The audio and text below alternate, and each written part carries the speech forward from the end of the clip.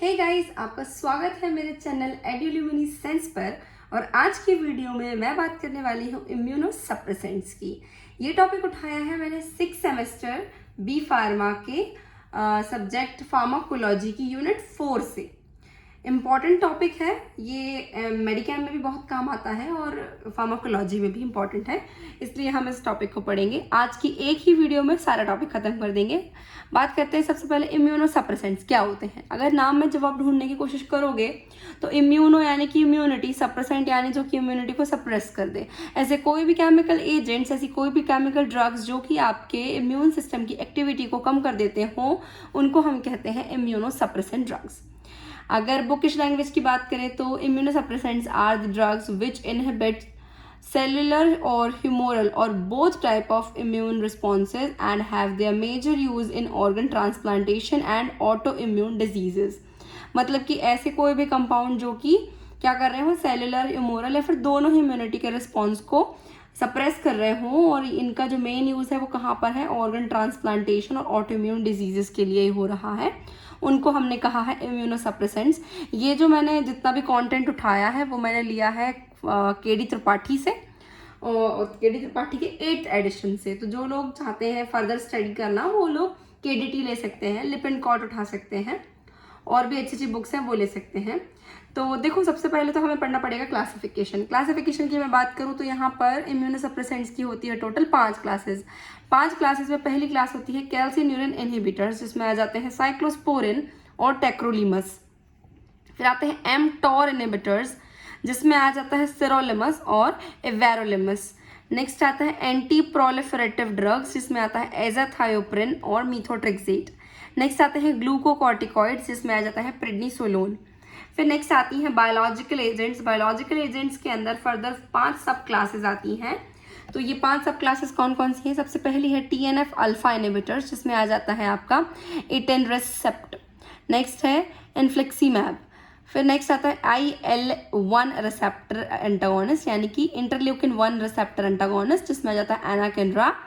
Next है IL-2 receptor blockers, जिसमें आ जाता है डेक्लिजुमाब। एंटी CD3 एंटीबॉडीज, जिसमें आ जाती है म्यूरोमोनाब CD3। और लास्ट आती हैं पॉलीक्लोनल एंटीबॉडीज, जिसमें आ जाता है रो इम्यूनोग्लोबुलिन। तो ये है टोटल क्लासिफिकेशन। कोशिश करो क्लासिफिकेशन बहुत अच्छे से याद करने की, और जिनको भी लगता है कि हम ऐसी कौन सी ड्रग है जो बिल्कुल बहुत अच्छे से याद कर लें तो हमारा आंसर कंप्लीट हो जाएगा, तो देखो भाई, सबसे ज़्यादा इंपॉर्टेंट ना ये वाली क्लास है। आप सबसे पहले तो ये वाली क्लास की डिटेल्स याद करो जो कि सबसे ज़्यादा इंपॉर्टेंट है। फिर फर्दर आप ये वाली ड्रग्स याद करो, ये बहुत यूज़ में आने वाली ड्रग्स हैं। यहाँ पर आप एमटॉर इनहिबिटर्स भी याद कर सकते हो, बट यहाँ पर आपको कैल्सिन्यूरिन सबसे ज़्यादा अच्छे से याद करना है, एंटी प्रोलिफरेटिव ड्रग्स और ग्लूकोकॉर्टिकॉइड्स, ये बहुत अच्छे से पढ़ने हैं। मैं ऐसा नहीं कह रही हूँ कि बाकी नहीं पढ़ना, भाई साहब बाकी भी पढ़ना है, लेकिन ये 3 से ज़्यादा अच्छे से पढ़ना है। ठीक है, चलो शुरू कर रहे हैं एक एक ड्रग की डिटेल के बारे में। तो जैसा कि मैंने कहा इंपॉर्टेंट ड्रग में हमने उठाया है पहली क्लास कैल्सिन्यूरिन इनहिबिटर्स। अब देखो यहाँ पे इनहिबिटर्स की स्पेलिंग तो मैंने लिख दी है गलत, तो तुम लोग प्लीज़ सही कर लेना, मेरी तरह इनहिबिटर्स मत लिखना। अब इतना सुंदर हो गया था कि मेरा मन नहीं किया कि इसको काट दूँ, तो अब तुम लोग सही कर लेना। अब देखो कैल्सिन्यूरिन इनहिबिटर्स के अंदर सबसे पहले तो ना तुम समझो कि कहानी क्या कह रही है। ये कंसेप्ट आपको समझना सबसे पहले बहुत ज़रूरी है। देखो होता क्या है कि जब भी हमारी बॉडी में कोई एंटीजन आता है तो एंटीजन के अगेंस्ट इम्यून रिस्पॉन्स हमको मिलता है, पर क्या वो इम्यून रिस्पॉन्स हवा में मिल जाता है? ये बस एक ही मैसेंजर सब कुछ कर देता है? नहीं भाई, ऐसा नहीं होता है। क्या होता है, वहाँ पर बहुत सारे सेकेंडरी मैसेंजर्स, टर्शरी मैसेंजर्स लगे हुए होते हैं, एक दूसरे को एक्टिवेट करते हैं, तो दूसरा तीसरे को, चौथा पांचवे को, इस तरीके से वो एक दूसरे को एक्टिवेट करते हुए फाइनल एक इम्यून रिस्पॉन्स देते हैं। अब देखो इन शॉर्ट अगर मैं तुम्हें बताऊं कि इम्यून रिस्पॉन्स क्या है, तो ये आया एंटीजन, समझना मेरी बात को, ये आया एंटीजन के अगेंस्ट मिलना है हमको रिस्पॉन्स। अब एंटीजन के अगेंस्ट तुमको क्या रिस्पॉन्स मिल सकता है? अब एंटीजन के अगेंस्ट तुमको पहला रिस्पॉन्स मिलेगा कि एंटीजन के अगेंस्ट बन जाएगी एक एंटीबॉडी। ठीक है, एक रिस्पॉन्स तो हो गया ये। तो ये वाला जो रिस्पॉन्स है वो कैसे मिलेगा? बी सेल के एक्टिवेशन से मिलेगा, है ना, कि बी सेल्स बनाती है ना एंटीबॉडी। दूसरा रिस्पॉन्स तुम्हें क्या मिल सकता है कि कोई सेल आए और इस एंटीजन को खा जाए, जैसे कि साइटोटॉक्सिक टी सेल्स, है ना, किलर टी सेल्स। तो यहाँ पर कौन सी सेल्स एक्टिवेट होनी चाहिए? टी सेल्स एक्टिवेट होनी चाहिए, और साइटोकाइन वगैरह रिलीज होने चाहिए जो कि इन्फ्लेमेशन कॉज करें। अब इतनी सारी चीज़ें मतलब सुनने में कितना आसान लग रहा है ना कि एंटीजन आया, एंटीबॉडी बन गई या टी सेल एक्टिवेट हो गई। नहीं, इनके बीच इस प्रोसेसिंग के बीच में जो इतने सारे केमिकल मैसेंजर्स लगते हैं, हमें वो पढ़ना और वो समझना भी बहुत ज़रूरी है, तभी हम इन ड्रग्स के मैकेनिज्म ऑफ एक्शन को ठीक तरीके से समझ पाएंगे। अब देखो मैंने इतना कॉम्प्लेक्स करके बनाया हुआ है, मैं तुम लोगों को इसको बहुत ईजी वे में समझाने की कोशिश करती हूँ। अब देखो होता क्या है, एंटीजन बॉडी में आया तो एंटीजन को सबसे पहले तो कोई आपको पहचानने वाली सेल्स चाहिए। तो एंटीजन को पहचानने वाली सेल्स कौन सी होती हैं? एंटीजन प्रेजेंटिंग सेल्स, जैसे एग्जांपल के तौर पे डेंड्राइटिक सेल्स या फिर मैक्रोफेजेस। यहाँ पर देखो मैक्रोफेजेस आई, मैक्रोफेजेस ने क्या किया, एंटीजन में प्रेजेंट किसी भी पेप्टाइड, स्पेसिफिक पेप्टाइड के बेस पर उसको पहचाना। तो उसको पहचानने पर ही क्या फॉर्म हुआ यहाँ पर, मेजर हिस्टोकम्पैटिबिलिटी कॉम्प्लेक्स, ठीक है, क्लास 2, ये यहाँ पर बन गया। अब इसका क्या काम है, इसने पहचान तो लिया कि एंटीजन बॉडी के अंदर आया, लेकिन अभी किसी को तो खबर देगी ना कि एंटीजन आ गया है बॉडी के अंदर। तो अब ये किसको खबर देगी, ये खबर देगी हेल्पर टी सेल को। ये जो आपको दिख रहा है गोला, ये कौन है, ये है हेल्पर टी सेल, ठीक है। हेल्पर टी सेल के सरफेस पर प्रेजेंट होते हैं कुछ स्पेसिफिक क्या रिसेप्टर्स प्रेजेंट होते हैं। तो जैसे कि यहाँ पर प्रेजेंट है CD4 रिसेप्टर, ठीक, ये है आपका टी सेल का मेन रिसेप्टर, और यहाँ पर हो जाता है CD3 रिसेप्टर, ये वाला जो हो जाएगा आपका CD3 रिसेप्टर। तो ये यहाँ पर बाइंड होगा, जैसे ही बाइंडिंग होगी तो यहाँ पर आपको कितने तरीके के रिस्पॉन्सेज मिलेंगे, अब यहाँ पर आपको अलग अलग रिस्पॉन्सेज मिलेंगे। जैसे कि सबसे पहले क्या होगा, फॉस्फोलाइपेज C जो है फॉस्फोराइलेटेड होगा, ठीक है। उसके बाद में क्या होगा, जो फॉस्फोटिडाइल इनोसिटोल बायफॉस्फेट होते हैं वो एक्टिवेट होंगे, ठीक है। वो एक्टिवेट होकर के क्या करेंगे, फर्दर आगे की प्रोसेसिंग करेंगे। अब फर्दर आगे की प्रोसेसिंग मतलब क्या कि कामोडिलिन, ये CAM क्या है, कामोडिलिन और कैल्शियम का कॉम्प्लेक्स फॉर्म होगा। जब कैल्शियम और कामोडिलिन का कॉम्प्लेक्स फॉर्म होगा तो वो क्या करेगा, कैल्सिन्यूरिन जो कि सेल के अंदर प्रेजेंट है, कैल्सिन्यूरिन को ये क्या करेगा, एक्टिवेट करेगा। जब कैल्सिन्यूरिन एक्टिवेट हो जाएगा तो वो NFAT क्या होता है, nuclear factor of activated T cells, है ना। इसको, ये पहले फॉस्फोराइलेटेड था, अब ये इसका डीफॉस्फोराइलेशन करेगा। कौन करेगा, कैल्सिन्यूरिन करेगा। तो इसमें से ये जो फॉस्फेट है वो इनऑर्गेनिक फॉस्फेट अलग हो जाएगा और बचेगा NFAT। अब ये जो NFAT है कहाँ जा रहा है, ये जा रहा है न्यूक्लियस में। न्यूक्लियस में जाके क्या करेगा, DNA में ये अपने मन मुताबिक चेंजेस करेगा। अब मन मुताबिक चेंजेस मतलब क्या क्या करना चाह रहा है ये, यहाँ पर ये किसके पास जाएगा, IL-2 जीन, यहाँ पर IL-2 जीन को अपने हिसाब से मॉडिफाई करेगा, और उस IL-2 जीन की जो जीन में जो भी मॉडिफिकेशन हुई है उसके थ्रू ये क्या करेगा, IL-2 का mRNA बनाएगा। मतलब समझ रहे हो ना कि देखो बॉडी में पूरे टाइम तो इंटरल्यूकिन्स नहीं बन सकते हैं, तो जो इंटरल्यूकिन बनाना है ना तो उसके लिए हमें mRNA लगेगा। अब mRNA हवा में तो नहीं ना बन जाएगा, वो किसी ना किसी एक DNA के सेगमेंट को के थ्रू ही बनेगा। तो वो यहाँ से हुआ, किसके मदद से, इसके मदद से। तो इससे बना mRNA बन गया। mRNA कहाँ जाता है, राइबोसोम पे जाता है। जब ये mRNA राइबोसोम पे जाता है तो इसके अकॉर्डिंगली क्या बनते हैं, इंटरल्यूकिन बनते हैं। इंटरल्यूकिन कौन सा बना, 2 बना। अब ये इंटरल्यूकिन 2 जो बन गया है ना वो इस सेल के बाहर निकलेगा और क्या करेगा, ऑटोक्राइन एक्शन देगा, यानी कि जिस सेल से निकला उसी सेल पर इसका टारगेट है। तो ये अपने रिसेप्टर यानी कि IL-2 रिसेप्टर पे बाइंड होगा। जब ये IL-2 रिसेप्टर पे बाइंड हो जाएगा तो ये क्या करेगा, टी सेल का प्रोलिफरेशन करेगा, किसके मदद से, mTOR के मदद से। अभी इसका क्या रोल है वो भी समझाऊंगी, ठीक है। तो यहाँ पर क्या हुआ, इतनी कथा में तुमको सिर्फ कितना याद रखना है, अगर मैं यहाँ ये जो जगह मैंने छोड़ी है वो इसीलिए छोड़ी ताकि तुमको मैं एक शॉर्ट वे में बता सकूँ कि तुमको याद कितना रखना है। पहले आया एंटीजन, ठीक है, एंटीजन आया, इसके बाद APC यानी कि आपकी जो मैक्रोफेजेस थी, एंटीजन प्रेजेंटिंग सेल, उन्होंने अपना एक्शन दिया। एक्शन क्या था उनका, एंटीजन को पहचानना, किसके थ्रू, MHC के थ्रू। MHC के थ्रू क्या हुआ, तुम्हारी जो हेल्पर टी सेल थी वो काम करना शुरू करेगी। हेल्पर टी सेल में कौन काम करेगा, सबसे पहले कुछ मत याद रखो, सिर्फ याद रखो कि जैसे ही कनेक्शन होगा तो कैल्शियम प्लस कामोडिलिन का कॉम्प्लेक्स बनेगा। कैल्शियम कामोडिलिन कॉम्प्लेक्स क्या करेगा, कैल्सिन्यूरिन को एक्टिवेट करेगा, और कैल्सिन्यूरिन के एक्टिवेशन की वजह से क्या होगा, NF-T का डिफॉस्फोराइलेशन होगा। NF-T के कारण IL-2 बनेगा और IL-2 के कारण T सेल का प्रोलिफरेशन होगा। मुझे लगता है इतना तो याद हो जाएगा, है ना, इतना तो ईजी पड़ेगा आपको। तो ये सीक्वेंस आप याद रखें तो आपको समझ में आ जाएगा कि इम्यून रिस्पॉन्स कैसे मिल रहा है। अब तुमने सोचा होगा कि इतनी कथा तो हमने जान ली, लेकिन इनहिबिटर्स क्या कर रहे हैं? इनहिबिटर्स के नाम में जवाब है ना भाई, कैल्सिन्यूरिन इनहिबिटर्स, यानी कि ये क्या करते हैं, कैल्सिन्यूरिन को इनहिबिट कर देते हैं। पर सवाल ये है कि कैल्सिन्यूरिन को आप इनहिबिट तो कर रहे हो, पर कैसे कर रहे हो? यहाँ पर हमने दो तरीके की ड्रग्स ली है, साइक्लोस्पोरिन और टेक्रोलीमस। देखो साइक्लोस्पोरिन जो है वो कहाँ बाइंड होता है, वो होता है साइक्लोफिलिन पर बाइंड। ये एक साइक्लोफिलिन नाम की प्रोटीन जो है, इंट्रासेल्युलर प्रोटीन, ऑलरेडी प्रेजेंट होता है कहाँ पर, इस सेल के अंदर, जिस पर बाइंड होकर के साइक्लोस्पोरिन क्या करता है, कैल्सिन्यूरिन के एक्शन को बिल्कुल ब्लॉक कर देता है। तो इस वजह से पूरी आगे की प्रोसेसिंग रुक जाती है और इम्यून रिस्पॉन्स भी खत्म हो जाता है। ठीक, इजी है ये। नेक्स्ट दूसरी चीज क्या आती है, टेक्रोलिमस। टेक्रोलिमस क्या करता है, सेम काम करता है, कैल्सिन्यूरिन को ही इनहिबिट करता है, लेकिन उसका बाइंडिंग साइट जो है वो डिफरेंट होता है। जैसे कि साइक्लोस्पोरिन साइक्लोफिलिन पर बाइंड हो रहा था, वैसे ही जो टेक्रोलिमस है वो बाइंड होगा किस पर, वो बाइंड होगा यहाँ पर, इसका नाम क्या है, FKBP बाइंडिंग प्रोटीन। ठीक है, यहाँ पर बाइंड होगा और इसके थ्रू ये कैल्सिन्यूरिन को डीएक्टिवेट कर देगा या खत्म कर देगा इसके एक्शन को। ठीक है, तो इस तरीके से काम हो गया किसका, इन दोनों ड्रग्स का।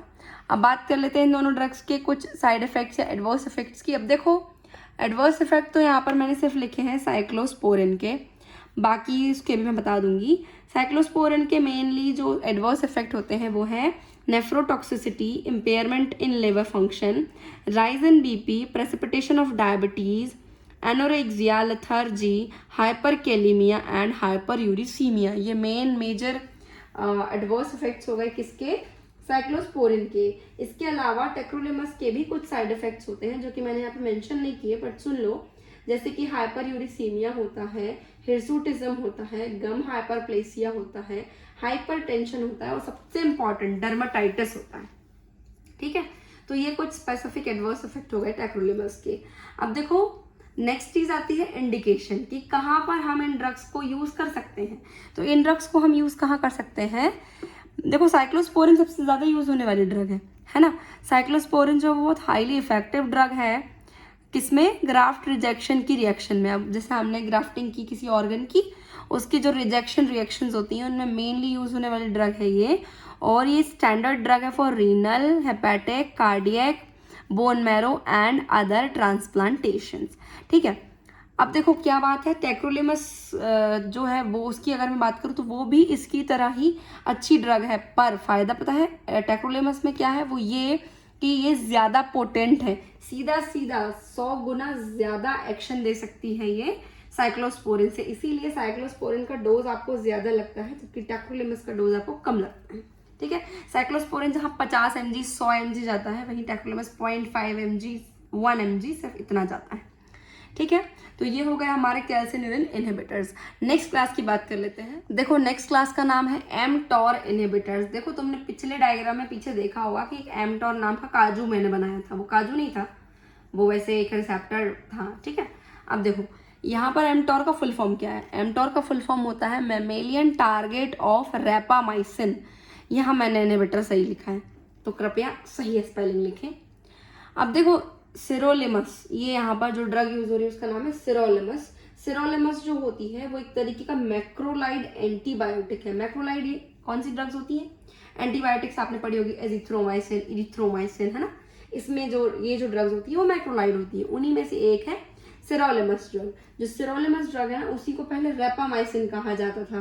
तो रेपामाइसिन के नाम पर ही उसके रिसेप्टर का नाम रख दिया गया है, उसके टारगेट का नाम रख दिया गया कि मैमेलियन टारगेट ऑफ रेपामाइसिन। ठीक है, तो अब देखो उसका इन्वॉल्वमेंट कहाँ था, जब इंटरल्यूकिन 2, पिछले पेज का याद होगा, जब इंटरल्यूकिन 2 अपने रिसेप्टर पे बाइंड होता है तो वो जो भी इंटरनल एक्शन देता है टी सेल प्रोलिफरेशन के लिए, तो वो किससे मीडिएट होता है, mTOR से मीडिएट होता है। अगर हम mTOR को ब्लॉक कर दें किसी तरीके से तो क्या होगा, हमें टी सेल्स का प्रोलिफरेशन नहीं देखने को मिलेगा, तो टी सेल्स एक्टिवेट ही नहीं होंगी। ठीक है, तो इसके लिए ये ड्रग काम कैसे करती है? ये ड्रग अगेन किससे बाइंड होती है? FKBP। FKBP से कौन बाइंड हो रहा था? टेक्रोलेमस बाइंड हो रही थी। तो वैसे ही सिरोलेमस भी उसी से बाइंड हो जाती है।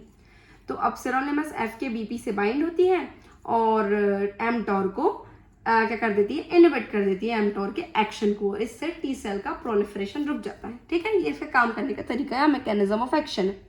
बात करूँ इसकी इंडिकेशंस की, तो देखो ग्राफ्ट रिजेक्शन में यूज होती है ये ड्रग, स्टेम सेल ट्रांसप्लांटेशन में यूज होती है ड्रग, लिवर ट्रांसप्लांटेशन में आमतौर पर इसको इस्तेमाल नहीं किया जाता है।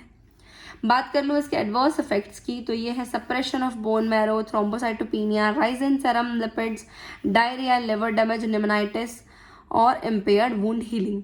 ठीक है, ये हो गया एमटोर की कहानी। नेक्स्ट आते हैं हम एंटी प्रोलिफरेटिव ड्रग्स में। नाम में जवाब है, प्रोलिफरेशन को रोकेंगी, पर कैसे? इसके लिए मैंने एक ही ड्रग ली है जो इंपॉर्टेंट मेन ड्रग है, एजाथायोपिरिन, जो कि आमतौर पर यूज होती है। एजाथायोपिरिन जो ड्रग है वो बॉडी में जाकर कन्वर्ट होती है इसके एक्टिव मेटाबोलाइट किसमें? 6-मरकैप्टोप्यूरिन में। 6-मरकैप्टोप्यूरिन में कन्वर्ट होने के बाद में ये इनहिबिट कर देती है सिंथेसिस ऑफ प्यूरिन्स को, और इस वजह से डीएनए हो जाता है डैमेज, क्योंकि उसका एक इंपॉर्टेंट पार्ट प्यूरिन ही उसके पास नहीं रहेगा। तो ये जो ड्रग है ये भी काफ़ी हद तक यूज़ होती है, लेकिन कब? आमतौर पे ये तब यूज़ होती है जब साइक्लोस्पोरिन्स टॉक्सिक हो। अगर कोई पेशेंट के लिए साइक्लोस्पोरिन टॉक्सिक हो रहे हैं तो उस केस में हम आमतौर पर ये वाले ड्रग को इस्तेमाल कर सकते हैं। नेक्स्ट आता है auto immune disease. Auto immune disease में ये ड्रग यूज हो सकती है। विटिलिगो में भी इस ड्रग का यूज है, और IBD यानी कि इन्फ्लामेटरी बाउल डिजीज में भी इसको यूज कर सकते हैं। ये बना हुआ है इसका स्ट्रक्चर। नेक्स्ट क्लास की बात कर लेते हैं। नेक्स्ट क्लास है ग्लूकोकॉर्टिकॉइड्स। ग्लूकोकॉर्टिकॉइड्स क्या होते हैं? वो जो कि हमारे एड्रिनल ग्लैंड के कॉर्टेक्स पार्ट से रिलीज होते हैं, है ना। लेकिन हम यहाँ पे कौन से ड्रग ले रहे हैं? प्रेडनिसोलोन ले रहे हैं।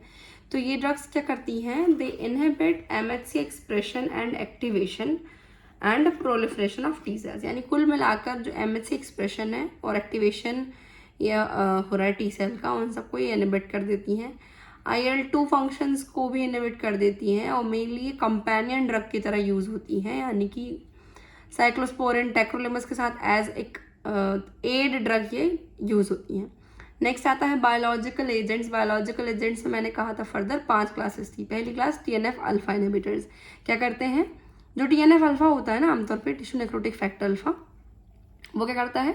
साइटोकाइंस को रिलीज करता है और इससे इन्फ्लामेशन होती है, इम्यून रिस्पॉन्स मिलता है अपन को। अब जो ड्रग्स होती हैं वो क्या करती हैं? TNF अल्फा को ही इनहिबिट कर देती हैं।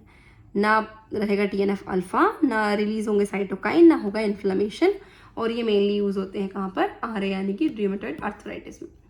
नेक्स्ट ड्रग्स होती हैं IL-1 रिसेप्टर एंटागोनिस्ट। ये ड्रग्स क्या करती हैं? IL-1 जो होता है वो क्या करता है? एक्टिवेट करता है टी सेल को और बाकी सारे इंटरल्यूकिन्स को और कुछ मेटालोप्रोटीनेज को। तो ये ड्रग क्या करती है? IL-1 को ही इनहिबिट कर देती है। तो ये सारे एक्शंस आपको नहीं देखने को मिलते। नेक्स्ट आता है IL-2 अंटागोनिस्ट। इसमें आ जाते हैं these drugs bind to the receptor and block T cell proliferation. Clear है ये? तो IL-2 का जो रिसेप्टर था ना बाहर सेल के, उस पर जाके ये ड्रग बाइंड होती हैं, उसको ब्लॉक करती हैं, तो टी सेल का प्रोलिफरेशन नहीं होता। नेक्स्ट आता है आपका एंटी CD3 एंटीबॉडीज। अच्छा एक बात बताओ, CD3 याद है कहाँ पर था?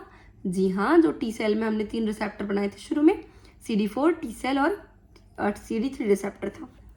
तो ये क्या करती हैं ये ड्रग्स? इसमें जैसे कि म्यूरोमोनाब आती है, तो म्यूरोमोनाब क्या करती है? बाइंड होती है CD3 रिसेप्टर पे, और इससे क्या होता है? जो MHC है ना वो ऑब्स्ट्रक्ट हो जाता है, वो पूरी तरीके से टी सेल पे बाइंड नहीं हो पाता है। ठीक है, और इससे आपको इम्यून रिस्पॉन्स नहीं मिलता, रुक जाता है इम्यून रिस्पॉन्स। नेक्स्ट और लास्ट है पॉलीक्लोनल एंटीबॉडी। पॉलीक्लोनल एंटीबॉडी के अंदर क्या आ जाता है? जो ATG है, ATG इसके अंदर आ जाती है। ATG क्या है? इस क्लास की एक ड्रग है जिसका फुल फॉर्म क्या है? Anti thymocyte globulin. ठीक है, ये जो एंटी थाइमोसाइट ग्लोब्यूलिन है ये क्या करता है? ये बाइंड होता है और डायरेक्टली डिप्लीशन करवा देता है टी सेल्स का। ठीक, ये ड्रग्स हैं। देखो इनमें से ना कुछ भी ज़्यादा एलैबोरेट करके तो एग्जाम में नहीं पूछते हैं, तो इसलिए अगर हाँ आप किसी स्पेसिफिक GPAT नेट की तैयारी कर रहे हो तब तो पूछते हैं, लेकिन अगर आप यूनिवर्सिटी एग्जाम की बात कर रहे हो तो अलग से ये कोई आपसे नहीं पूछेगा, पूरा चैप्टर ही पूछा जाता है। तो आज की वीडियो में बस इतना ही। अगर आपको वीडियो पसंद आई हो तो प्लीज़ इसको लाइक कर देना, शेयर कर देना। अगर चैनल को सब्सक्राइब नहीं किया तो प्लीज़ सब्सक्राइब कर दीजिए। ऐसी ही अच्छी वीडियो देखने के लिए जुड़े रहिए मेरे चैनल पर जिसका नाम है एडुल्यूमिनेसेंस। Thanks for watching.